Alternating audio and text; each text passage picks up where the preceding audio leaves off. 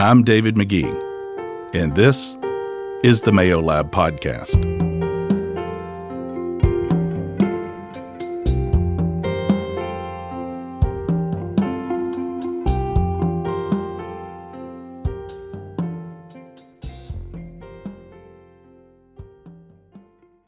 Welcome to the Mayo Lab Podcast. I'm David McGee, and with me is Alexis Lee.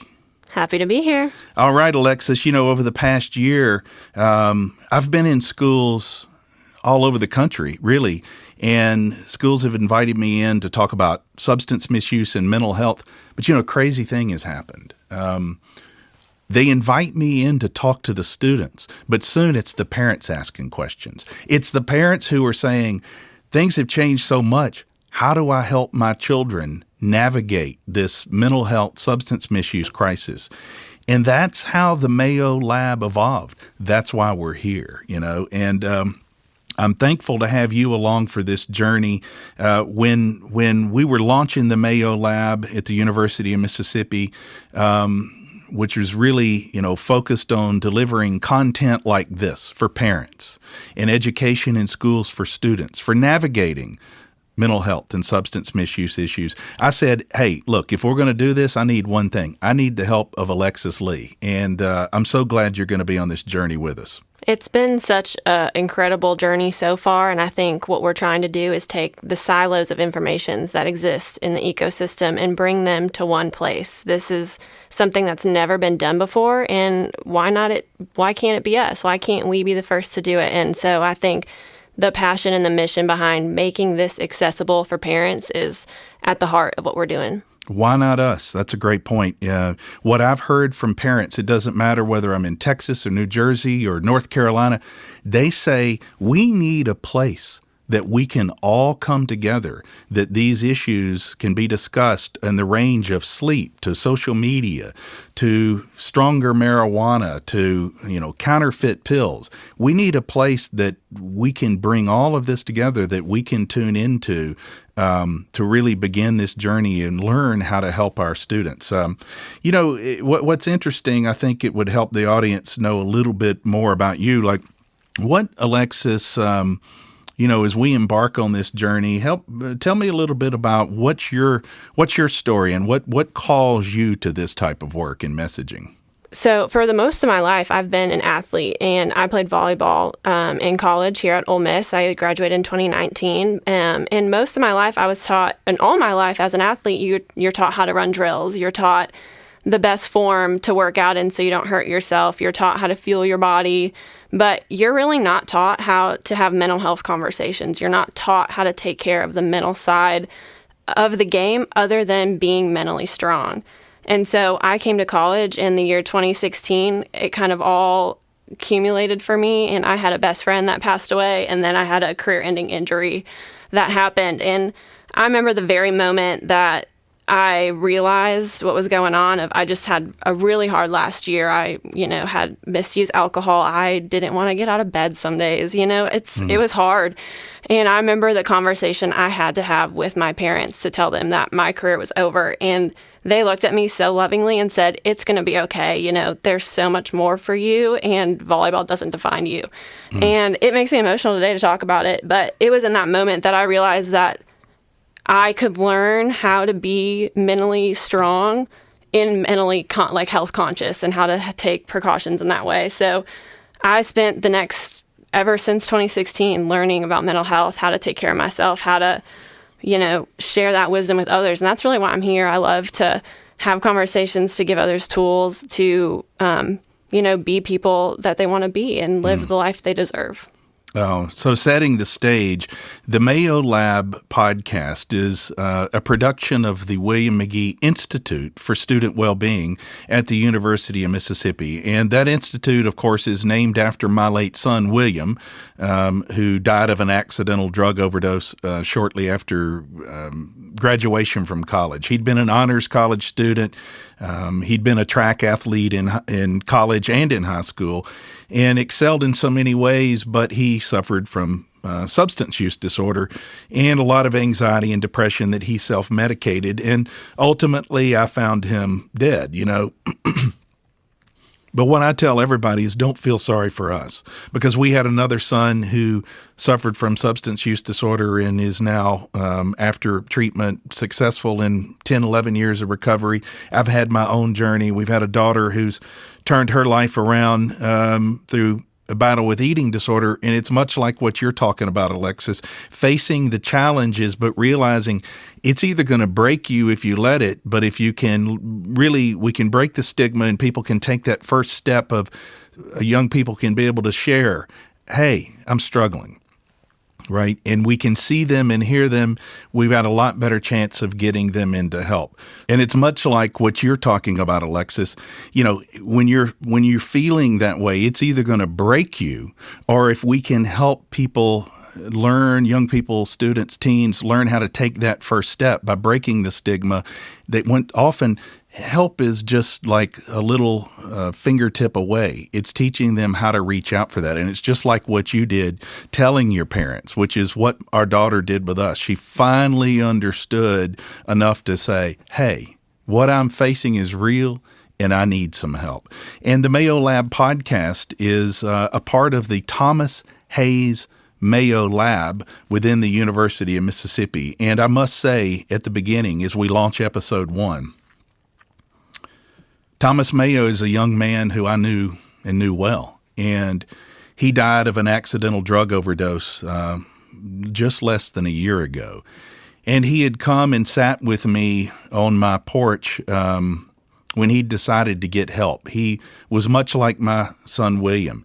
He was shy and suffered a little bit of anxiety, and he self-medicated, and he got in over his head with substances. And he'd come to me asking for some tips when he was a junior in college. And we had decided, sitting together on a porch, you know, he's like, I need to go get help. I want to be better. And he took that step, and he did go get help. And, you know, the thing about recovery is it's not always just this straight line up. I wish it was. But it involves humans and it involves a disease, and it's often more complicated than that. Often, you know, it's an up and down road for many. And what's happened is it's become so much more punitive, because before we had fentanyl, right? Maybe somebody relapsed and they felt bad about it, but they could still have breath and get back up on their feet the next day and take that next step and continue their journey. In this era of fentanyl, where things have changed so much, what happened to Thomas Mayo, who was a junior at the University of Mississippi, you know, he relapsed, and unfortunately, he gets a counterfeit pill that has fentanyl in it, and it takes his life. And so the Thomas Hayes Mayo Lab results, and it lies within the William McGee Institute at the University of Mississippi. And it's our storytelling arm that brings you this podcast and the work we do in schools. And so it's exciting, Alexis, to get this podcast started. And episode 1, we've got a fantastic guest lined up.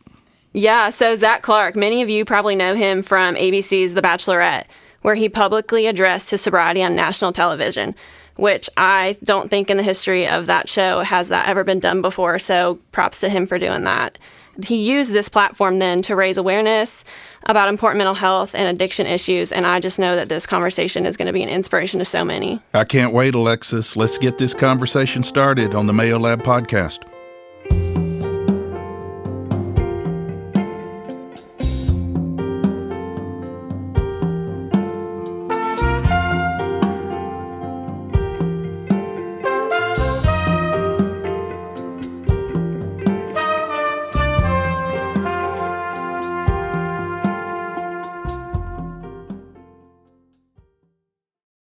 The Integrative Life Network was created as a family of intimate, trauma-focused treatment centers for mental health, substance use, and intimacy disorders. With locations in Nashville and Chattanooga, Tennessee, Oxford, Mississippi, and Boulder, Colorado, the Integrative Life Network's specialized programs aim not just to treat the problematic behaviors you can see, but also the underlying trauma that's driving that behavior. If you feel like your mental health and behavior around substances, pornography, or sex is becoming unmanageable, it may be time to seek help. Call the experts at Integrative Life Network today for a free phone consultation to see if they have a program that may be right for you. They work with most major insurances on an out-of-network basis and have a full continuum of inpatient programs from 2-week intensives, 30-day residential options to extended care programming. Talk to an admissions specialist today at 615-610-5399 or email them directly at info@integrativelifenetwork.com. And see our website at themayolab.com for more information.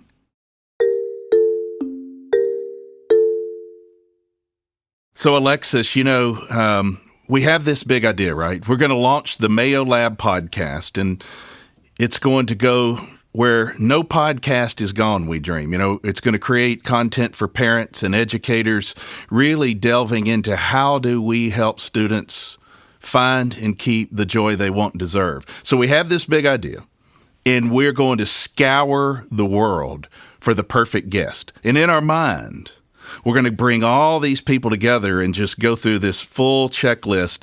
And when we finally arrive on the one perfect guest out of all that criteria, we'll bring them on to the very first episode, except it turned out to be pretty easy, right?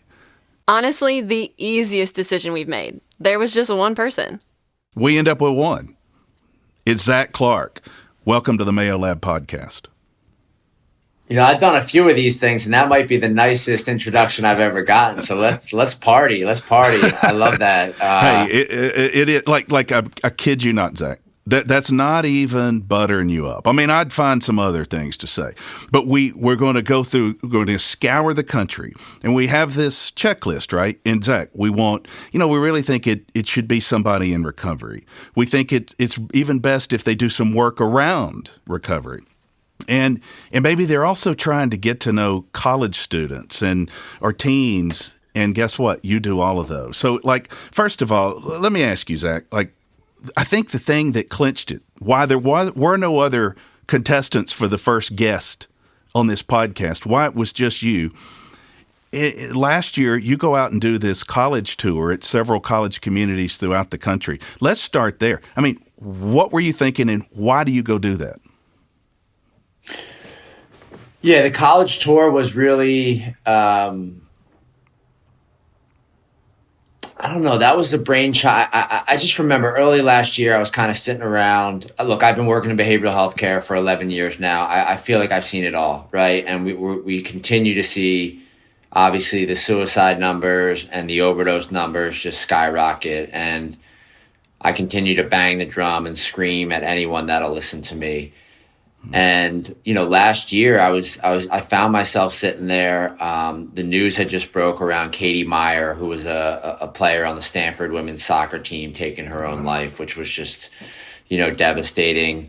And then there were a couple more that followed her. And I said to myself, I was screwed up in college, but I never got there. And I was a college athlete, and I need to know what's going on. We need to find out what's going on with these kids on college campuses. So we threw it together pretty quickly. And really, the spirit of that trip was we wanted to do research. We wanted to connect. We wanted to talk to the people who were on the front lines. And what we found coming out of that is kind of what we knew, right? These college-age students are desperate for connection. They're desperate for resources to go where you can speak to, someone who's been where you've been before. And they're desperate to know that they're not alone. So it was a crazy trip. We hit 6 colleges in 6 days, and I was tired at the end, but I was inspired. Yeah. I think the line we often use when people are suffering from mental health issues, substance misuse, eating disorder, depression, they need to be seen and they need to be heard. And I feel like sometimes, I did it as a parent. So many students I get to engage with, I see the same thing happens. They're not seen and heard, and we spend a lot of time as adults telling them how they should feel, what they should do. I'm just so appreciative of you recognizing, because it all starts, in a conversation, as we know, but you got to get out among them. You have to be with them, I'm sitting here laughing because I'm a total jock. I played 3 sports growing up. Okay, what three? What three? Football, basketball, baseball. Okay, all right, go ahead. And I love the coach that would get in my face and say, "You suck," right? Like, for some reason that resonated with me. Like, you need to do this. And I loved like that concrete in your face feedback. Right. And when I started doing this work 11 years ago, I took that same approach. Like, we're going to work harder. We're going to hustle. We're going to be gritty.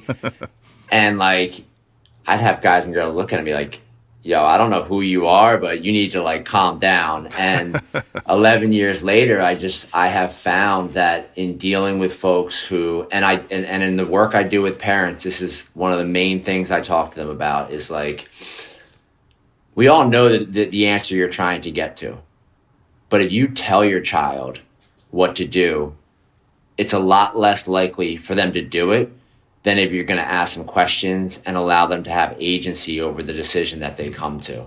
And it's really hard for parents. And in my work at Release Recovery, where we work with a lot of families, we kind of take on the role of the parents, right? Because we are their caretakers now. And I work with my team all the time around like, ask questions, make sure they feel heard, make sure they feel validated. We can still say no, but it needs to be no with love and no with a smile and no with like letting them understand that we just have your best interest in mind. It's really hard. The communication thing for me in this work has been one of the toughest things to learn. And now that I have it, I try to give it away. Oh, right. So you founded Release Recovery in 2017. Tell us a little bit about what's the focus of it? I mean, there's a lot of treatment centers in the country. You're doing some special work. You just noted around the family. I mean, talk to us a little about that. Yeah. So I got sober August of 2011. I was a heroin addict, smoking crack cocaine. Really what was in it at the end of my run. And I had a family that never gave up. I mean, it got wild for a minute. My parents weren't necessarily talking. My brother wanted to beat my ass, like all the stuff that comes with, active substance use disorder. And, I went to treatment for 4.5 months, and I came out and I moved into a sober living. So I was kind of in the container for about 7.5 months. And I came out of that experience knowing 2 things. I fucking love people. Excuse my language. Like, I love people. Speak the truth. That's all right. I love people. I caught this bug, like this recovery bug. And I love business. I love like projects, right? And so I worked for another guy for about 5 years when I first moved to New York City. And then, as it goes for someone like myself, I made the decision to kind of go out on my own. And in 2017, we started Release Recovery, which, it's a tough elevator pitch, but essentially we're a full service recovery organization focusing on, mental health and substance use disorder.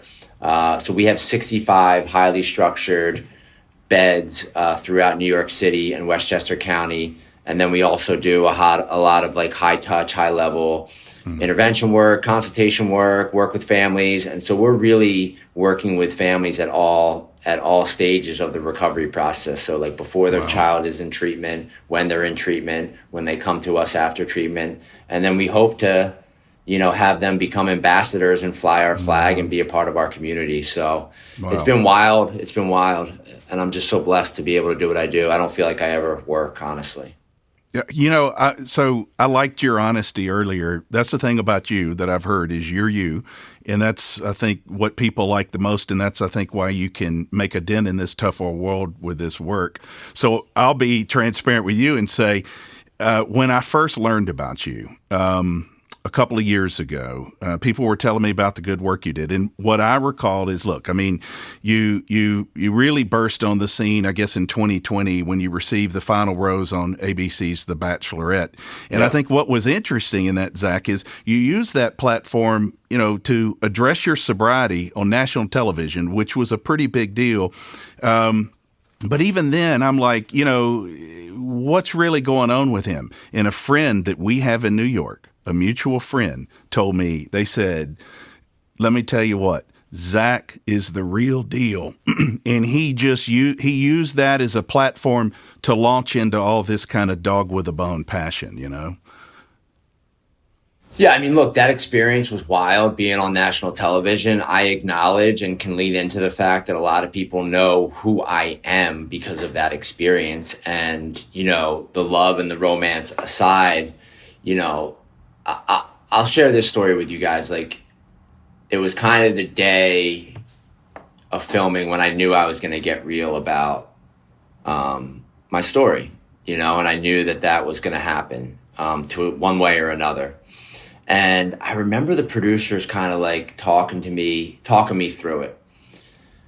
And I kind of had to stop them and say, like, guys, you don't understand. Like, this is just who I am. So just like you talk to people about your life, right, I'm going to do the same thing. And I need to lean into that because I don't know who's going to see this. And I need to lean into that for myself because this is my truth, right? And what has come back to me from that experience and in people kind of seeing me out in the world continuing to share my story is a lot of love, a lot of hope, and a lot of people saying, like, what do we do next? And I think as it relates to family members and the work I do today, one of my big goals in life is to kind of break down the stigma around mental health and substance use disorder. And so what I've tried to do is really show people that this life is not a punishment. Because when I sit a young guy down or a young girl down, and they're 15, 30, 3 months sober, and I'm sure you had this experience with your son. Well, how do I date? How am I going to go to the football game? How am I going to do this? Oh. And a lot of that shit's fueled by the parents because of their perception of what they want their child to be.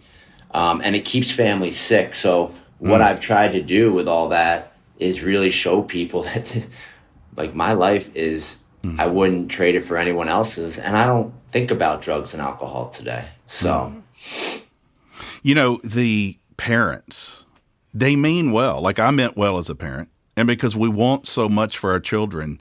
But it's interesting. Like, I tell people all the time, like, look, they say, I'm sure it's hard to get teenagers and college students into substance treatment. I go, oh my gosh, it's like a knife fight in the street, right? And I go, and once you get the parents out of the way, then you got a fighting chance. I mean, I got messages coming in today, a parent, I mean, they want to frame it. They want to believe anything, but they struggle. That's why I think it's so important that people like you, I was in a school in Jackson, Mississippi just last week, and I had a classroom, and I asked them, I'm like, what makes the biggest difference? Help us understand. And they said, storytelling.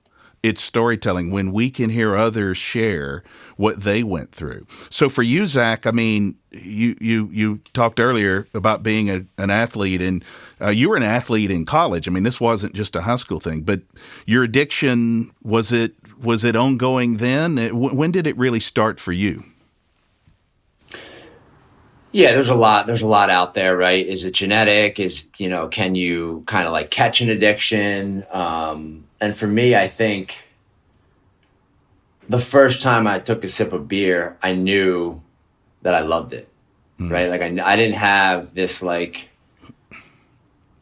white light experience because I wasn't like a super awkward or whatever kid. Like I drank the beer and I was like, this is awesome.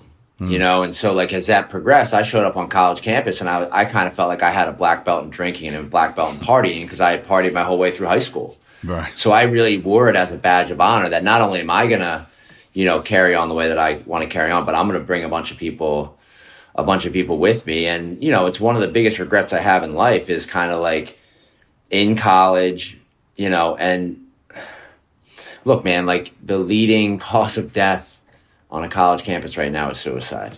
Right. There are people overdosing left and right. None of that stuff was out. None of that information was out there 10, 15, 6, 18 years or whenever I was in college, right? You work hard, you played hard. And so I think I knew deep down inside that I had an unhealthy relationship with drugs and alcohol. I'll never forget the first time I ever did cocaine. I was a junior in college. And I woke up the next morning and the first thing I thought about is how upset my mom and dad would be if they knew. and that guilt, like that just guilt. And, but I went back out the next night and did it.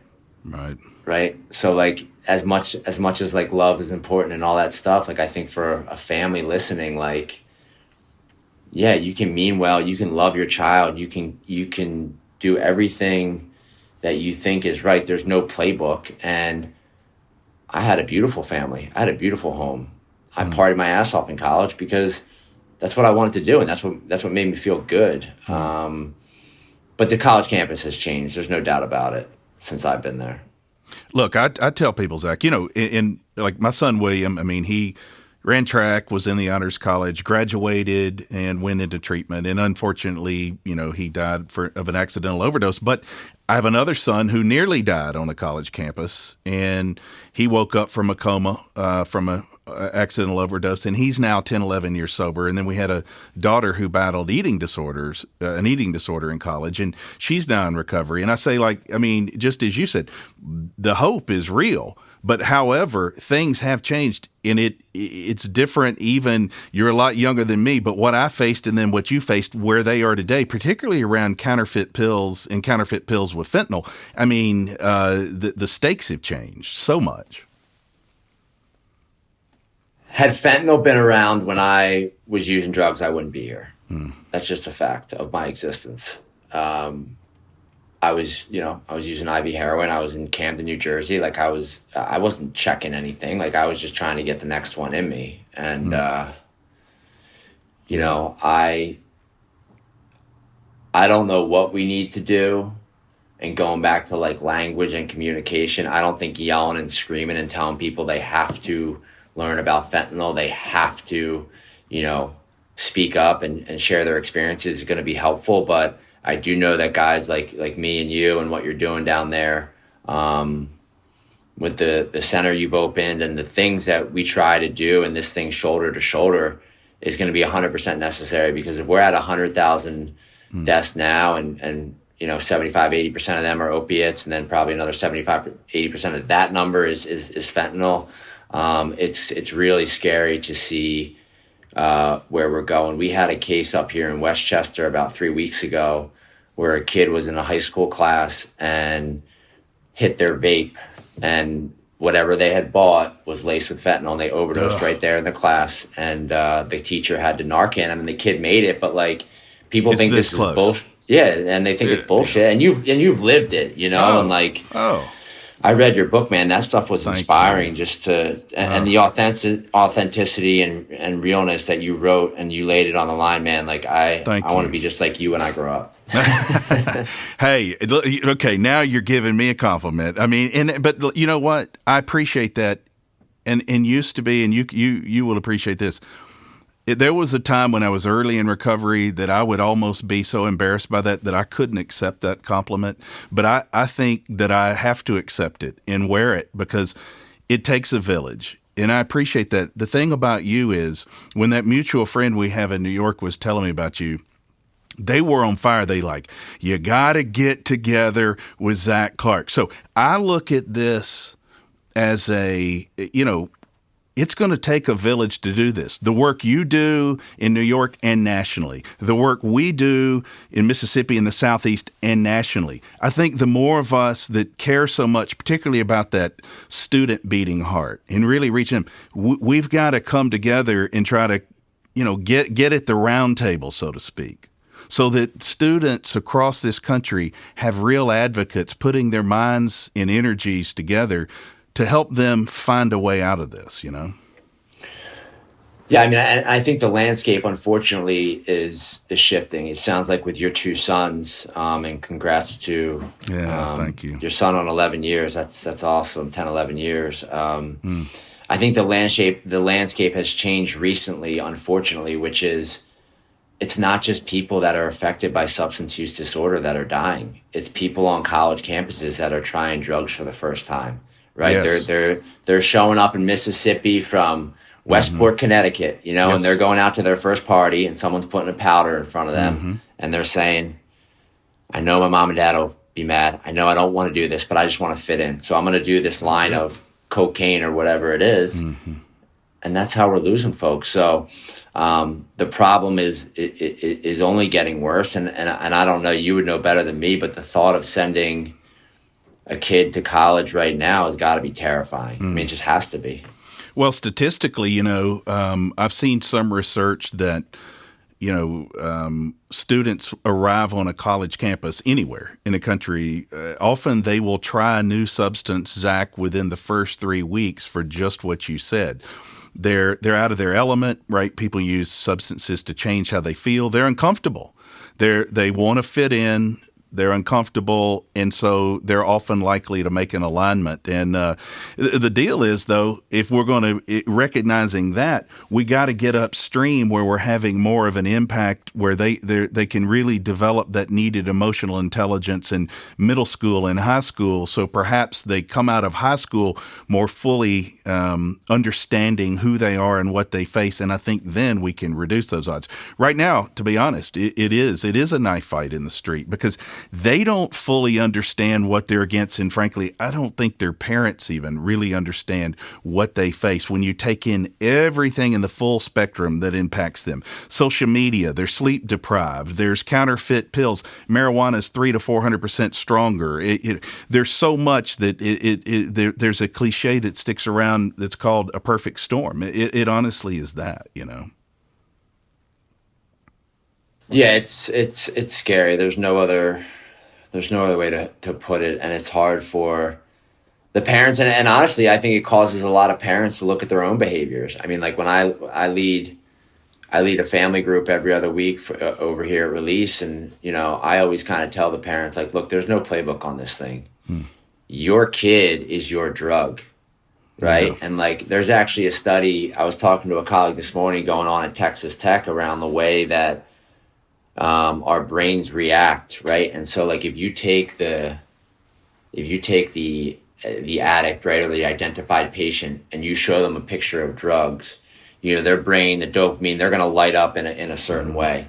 And then if you take the parent and you show them a picture of their child, their brain is going to light up the same way that their child's does when you show them a picture of the drugs. And there's just not enough out there for the families right now, and because they're not the ones utilizing the drugs, they're like, well, I don't have the problem. Just send my kid away. I'm going to spend a boatload of money, and someone else is going to fix them.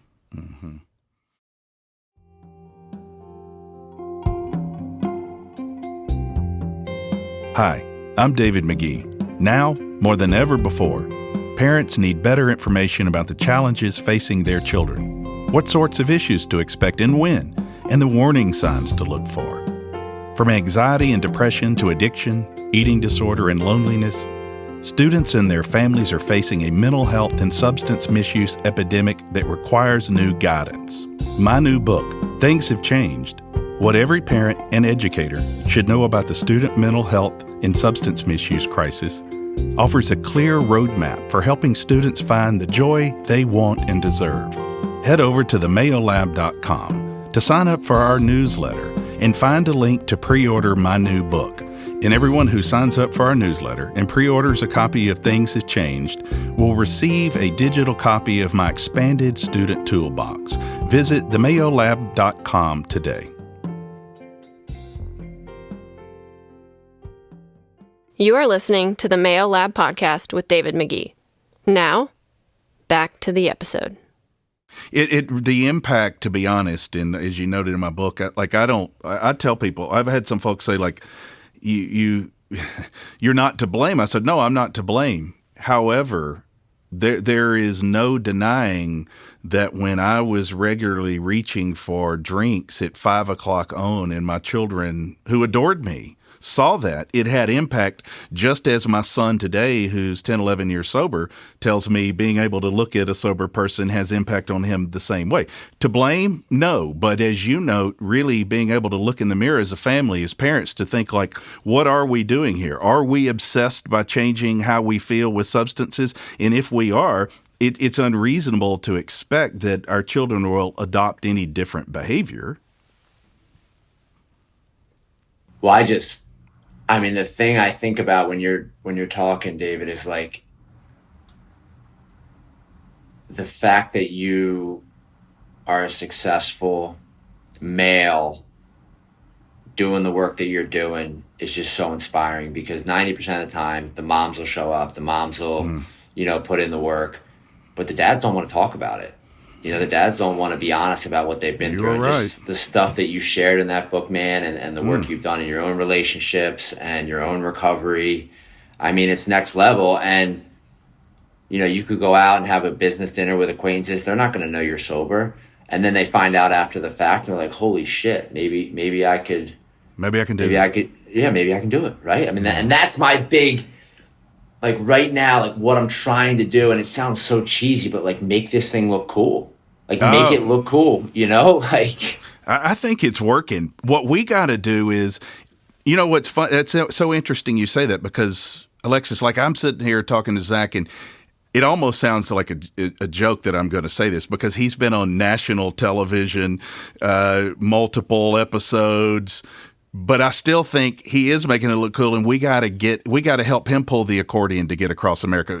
Not that he needs that help, but it's so needed, I think, to get that message in front of students that they can, from the person they can relate to, Oh, yeah. Zac, you posted a photo on Instagram a while ago, and it said sober, not bored. And I was like, yeah, like, let's talk about that. Like, you don't have to sit in your dorm room. You don't have to not go to the party. You don't have to not go to dinner.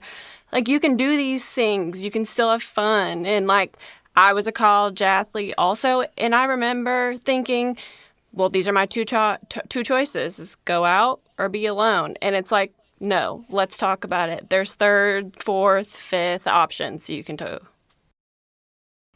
Yeah, that's one of the beautiful things that has come from the college tour, is we were able to make some connections on college campuses with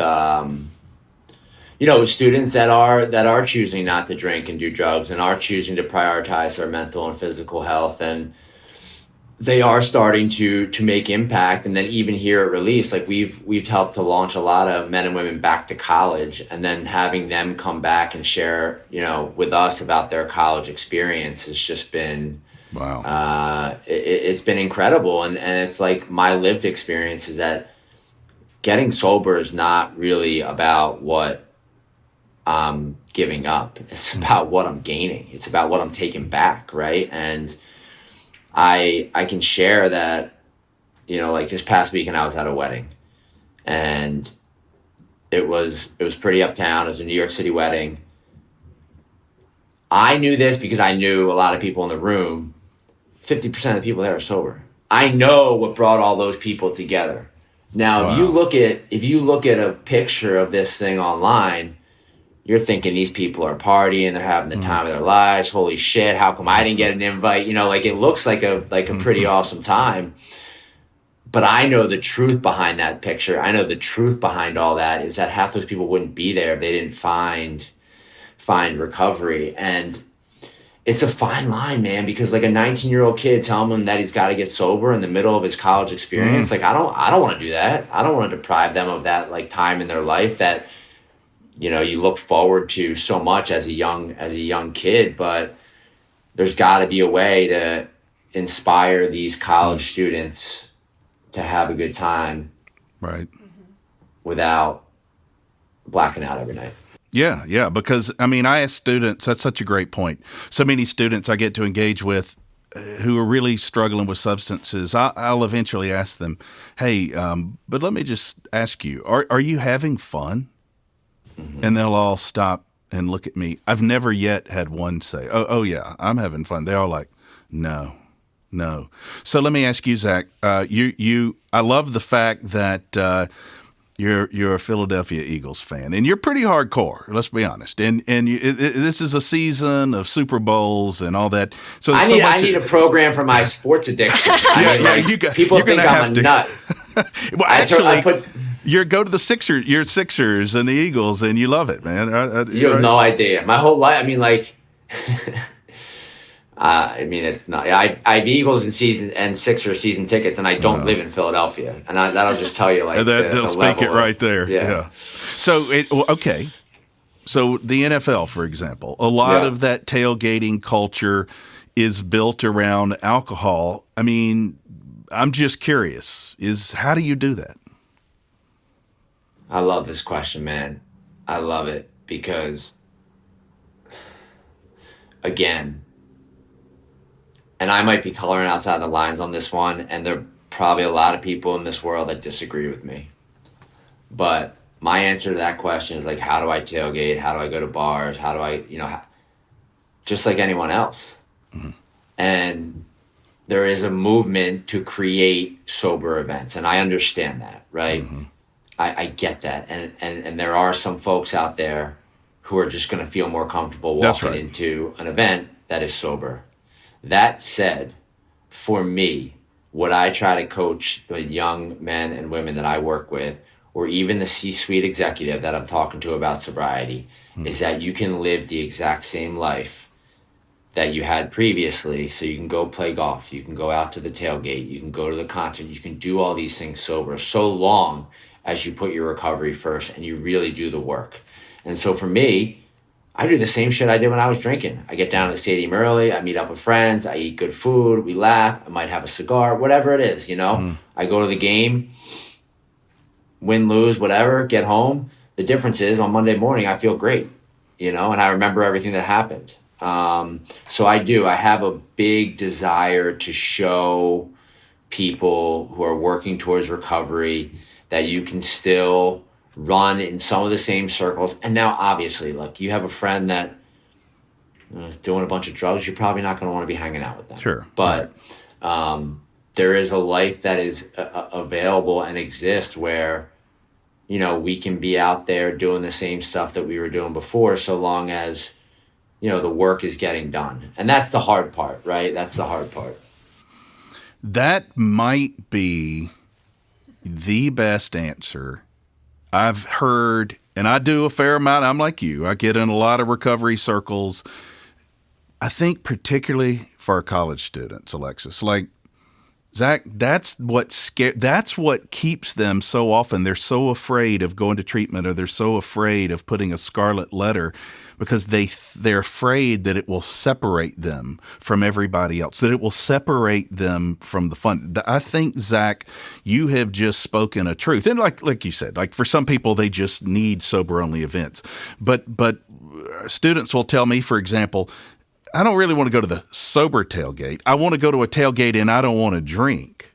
But I'm not sure I want to go stand under a flag that's a label for me. And right. It's different for everybody, but you have spoken a truth there that I think in this movement of how do we reach students in high schools and colleges where they are, I think it has to start with that. They not only can be on the so-called cool side, they might be, my son Hudson, for example, he's cooler than he ever was.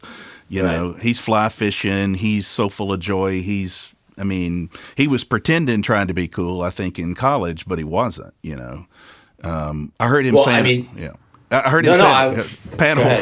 Sorry. I heard him saying a panel once, and I want to hear what you're going to say. I heard him saying a panel once. He said, when I would walk to class, Zac, when I was a sophomore, he was a sophomore. He said, when I would walk to class, I thought all the students liked me because they were all nodding at me and smiling. Hey, man.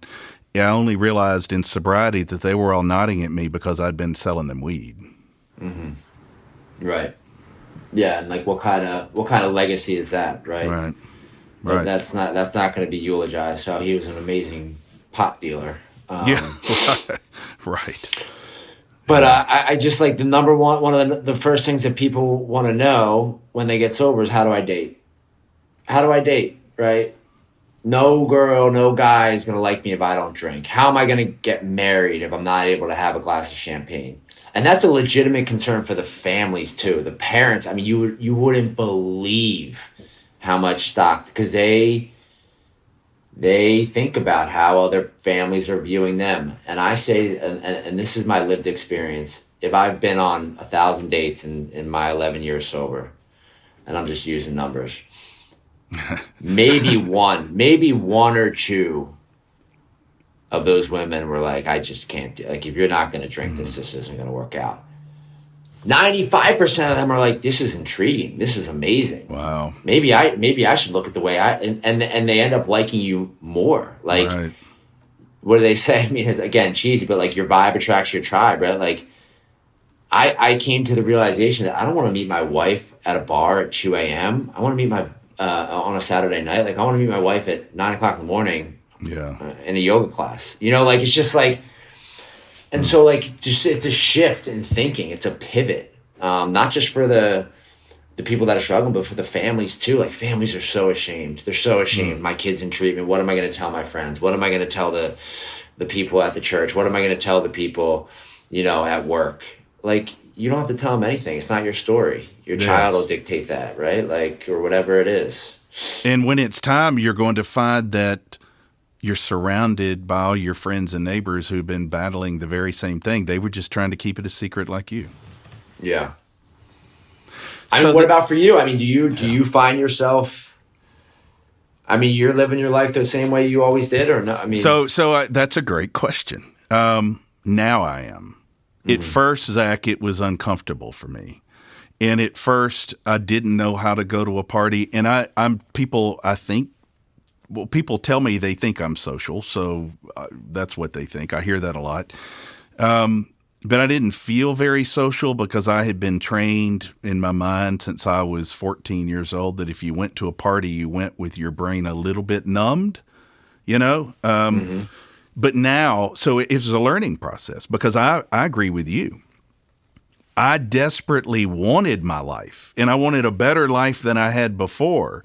So I realized that I had to learn and take some steps. But so I'll answer it like I wanted it and now I have it. I go anywhere I want to go. And I think I'm more social than I was because when I see you, I'll look at you eyeball to eyeball and I'll hear everything you say and I'll feel everything you feel. Right. But it took me, it's like, it's like yoga. The first time you go, it's pulling on muscles that are a little uncomfortable, but you're learning how to sit into that a little bit, or going to the gym or running. For me, it was muscle therapy. I had to get stronger in it. And I'm stronger today than I was 5 years ago, and so forth and so on. And I think I'll be stronger in 5 years. There's a big concert coming in our community in the spring. And it's, to be honest, there's going to be a lot of alcohol, a lot of other things, but it's a bigger concert than we've had here. And my wife's like, you want to go? 5 years ago, I said no, but I'm going. So there's my answer. I agree with you. That's why I loved your answer so much. That applies to me. I think that applies so much to students because the students I talk to, they really don't want the life they're living. They are absolutely scared to death to get there because they don't want to be alone. The night my William died of an accidental drug overdose, I could see his messages and everything, and he was starting to really do well in recovery, but he was alone. He'd gotten off work, and a friend said, hey, you want to go out? He just didn't know how to do it. But the aloneness is what drove the unfortunate result. Yeah, I mean, they say the opposite of addiction is not sobriety, right? It's connection, right? Like that's you see that a lot, and I believe there's a lot of pathways to recovery, and this has nothing to do with how I personally stay sober. But if you look at something like AA, right? AA has been around since the 1930s, and it's there's a lot of opinions around AA and 12-step recovery in general, but what I've seen in my work is that, AA teaches people who are new to this process a lot about what we don't know how to do. It teaches you to show up early, stay late, sit in the front, get phone numbers, connect to people, say yes. And these are all things that were really hard for me to do when I was out there. Like I wasn't on time for anything. I didn't have any real meaningful connection. And like when you're telling your story right there, like that about William, man, it's like and I remember reading it, like it's just it touches me on a level that didn't exist when I was getting high. It just didn't exist. And so like that, the human connection is just so important. And it's taught me, like, I don't need to like everyone. Like everyone I meet is not going to be my best friend, but I got to love everyone because I have no idea what's going on at their home. in their life, and that's what I try to live by. That's what I try to live by. So this family recovery meeting, first of all, congratulations on you. I love that you're not just involved on making things happen. You're involved in the actual happening. So this is this a 12-step based program? I'm just curious, or is it more conversational? Like what happens in that dynamic of that meeting? I'm laughing because both my coach and my therapist, if they heard what you just said about like you're involved in the hat, like I don't know how I find the time for it all, but I do. Because at the end of the day, like I care so deeply. Like if I had it my way, I'd be in it with the clients and the families every day. No, we certainly. I mean, look, we pulled a lot of what we do from 12-step recovery. We also subscribe to the idea that there are multiple pathways to recovery. There's a lot of different ways that someone can get to the finish line, and we try to present our families and their loved ones with options. I mean, like, for family members, when I meet with them, obviously we suggest general family support groups. We suggest Al-Anon. We suggest that they have their own therapist that they can talk to. We suggest that they make friends and connections with other families who are going through it. So we try to just utilize our experience from both the professional and personal life doing it, and help them see that it truly is a family illness. And I know for a fact, so like if this podcast is really geared towards families and the people listening right now are parents, then the thing that I think that I would say that really hit me between the eyes is when I started doing the family group about 6 months ago as an effort to get more involved with our families, I did it a couple weeks, and then I got home one night and I was sitting in my bed and I was like, why the hell is all the response I'm getting so positive? Like every family on this call is so grateful and so thank you for release and thank you for my case manager and thank you for this. And I'm like, I know the numbers aren't this good. I know the numbers. Like we're not this good. I love to think we do a good job, but like we're not this good.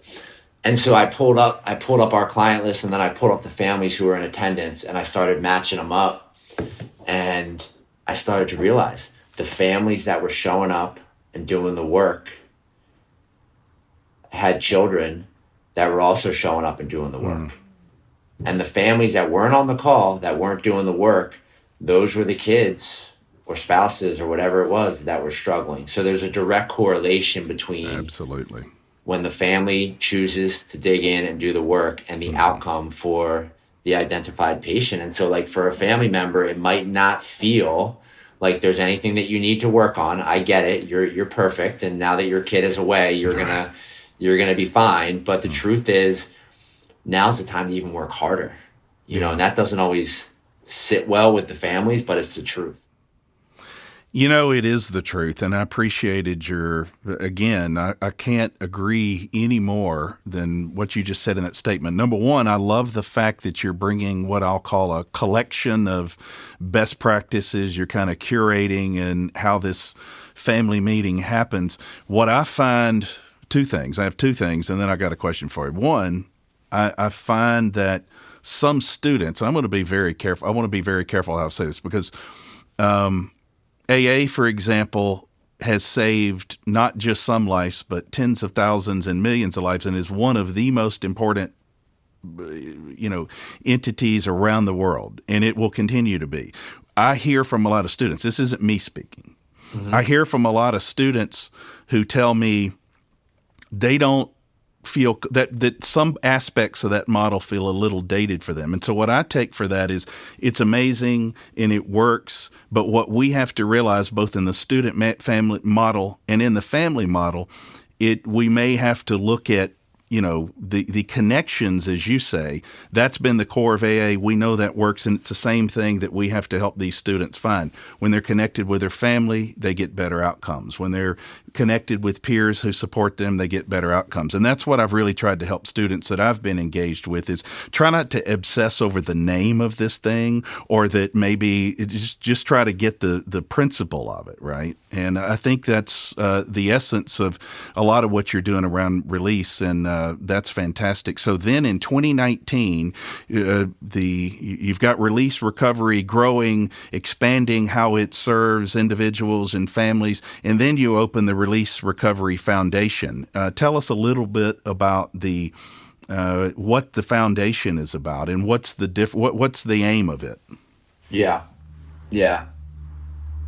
Well, I love what you just said, and I think what I've come to realize is I'm not God.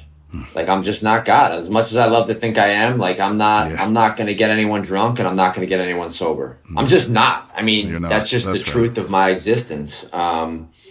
So why not give people options, right? Mm-hmm. And share my personal experience where I think it can be valuable. So the foundation, the timing was crazy. I think, so in 2019, I've been doing this work in and around New York City for 7 or 8 years, and naturally, for whatever reason, I fell into a world where I was really providing services and helping the middle upper class, right? The people that could really afford a high-end service. And there was something tugging at me to say, you got to cast a wider net here. You got to help the people that really can't afford it. And so we got the 501 late December 2019. And then, of course, in March of 2020, COVID hit. So it's our first event's canceled, and what are we even doing? And how life goes, you keep showing up, you keep saying yes. I get this phone call, I go on television, and I come off of that experience, and there's this wave of people who want to help. There's this wave of people that say my brother, my sister, my aunt, my daughter, how do we donate? And so we happen to have this 501, and we started raising money to really be Robin Hood, pay for people to get treatment that truly can't afford it. And so we really focus on building community. That's our two pillars are obviously raising funds so people can access care, and then the other one is building community and making sobriety look sexy and look attractive to the people that need it. And it's been unbelievable. I mean, last year we had 100 people run the New York City Marathon with our name on their chest, and we raised almost $1 million. Wow! Which is it was really cool. We're having our first gala in New York City in May, which you guys will get an invite to. And we need Alexis. I think we need to get there. Yeah. And so we've also focused on. So there was really we have a DEI fund with the treatment center down in Maryland, which focuses on providing funds to the Black and brown community. Wow. Because they are historically underserved. That's what, when I showed up in treatment, if I'm just being blunt, I was a white dude amongst a bunch of other white dudes, and 80% of that campus were white men, and I saw it. And then the other group of people is the LGBTQIA plus community, again, just historically underserved. So we have two funds that really focuses on helping individuals that identify in those groups, and then we will do, one-off scholarships. I just approved one this morning for someone to get some sober living up in Connecticut. So It's beautiful work. Yeah. Oh, listen, when you're talking about underserved individuals, I tell people, I say, look, I've been fortunate to get in a lot of treatment centers around the country. I've been able to get in schools and places to see, what kind of services are available. And certainly on college campuses, there's equitable services. Here at the, University of Mississippi, where I'm based, we have the William McGee Center, named after my late son, for example. But you just said an important point. If you travel this country and look at treatment centers, this disease is quite equitable. It knows no boundaries. It impacts every human, potentially walking this earth. it knows no boundaries. The treatment that's available across this country, now there's a different story. I get in there and I see a whole lot of faces that look like mine and yours. I love that you're really taking the next step of how do we begin to, because it feels to me, Zac, like there's a lot of growth opportunity for that very same thing, because I know a lot of others besides us feel that same way. Yeah, the treatment world has changed, and you know, I'm going to make some assumptions on you and say that you're probably a pretty decent businessman. You've probably seen the way that the field of, you know, mental health and substance use treatment has changed over the past 10 years. There's a lot of private equity money coming in. There's a lot of people getting involved that don't know how to spell addiction, you know, and that has really motivated me and my peers to kind of get out in front of this thing as young leaders in this world, because we're going to really carry the torch into the next generation of treatment providers. And there's a way to do this that's right and ethical and above board, and there's a way to do that's really grimy and dirty and gross. And there's, you know, if you put in and that's another thing for families, that like the call that like the one that I get, that I want to get from a family, is the day zero call. I want to get that family who knows nothing about this thing so that I can help guide them.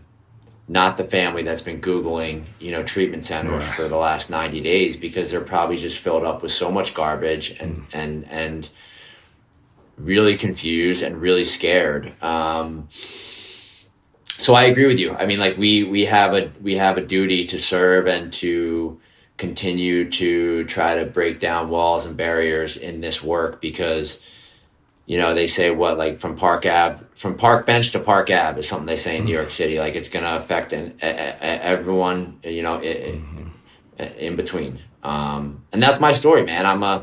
I'm one of five. I grew up in a beautiful home in South Jersey. I never wanted for anything. And, you know, I ended up bottoming out in Camden, New Jersey, with a needle in my arm. And, you know, so like, who's to say it can't happen to anyone? Right.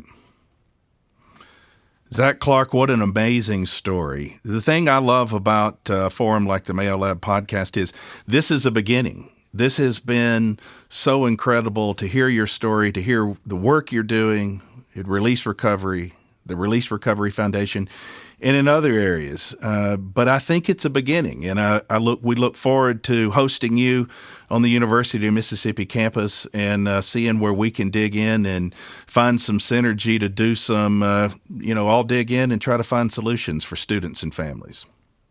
No, yeah, my mind's already running, David. I see a world where we're, you know, on stage somewhere, and you're telling the story from a father's perspective, and I'm telling the story from a son's perspective, and, you know, whatever it is. And because I know that's where the juice is. Yeah. I mean, the best doctors in the world, you know, haven't been able to kind of quote unquote figure this thing out. If there was a pill, I would have made it, and I would have been flying down there to see you guys on my private jet today, because I would have monetized it. But there's not a pill. There's not a pill.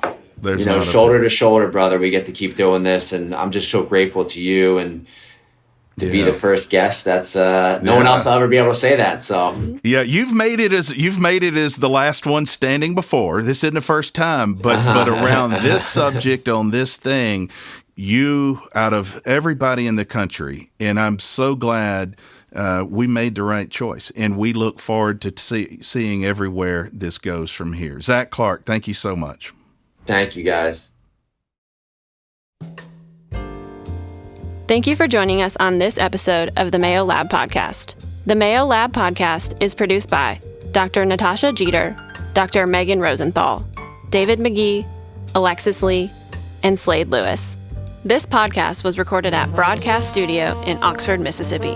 The show was mixed and mastered by Clay Jones, and our original music was composed by Slade Lewis. The Mayo Lab Podcast is brought to you by the William McGee Institute for Student Wellbeing. For more information on the Mayo Lab, head over to themayolab.com and follow us on social media at the Mayo Lab. If you enjoyed listening to the Mayo Lab Podcast with David McGee, we need your help. Tell others about it. And we'd love for you to subscribe, rate, and give us a review on iTunes, Spotify, or wherever you are listening to this podcast.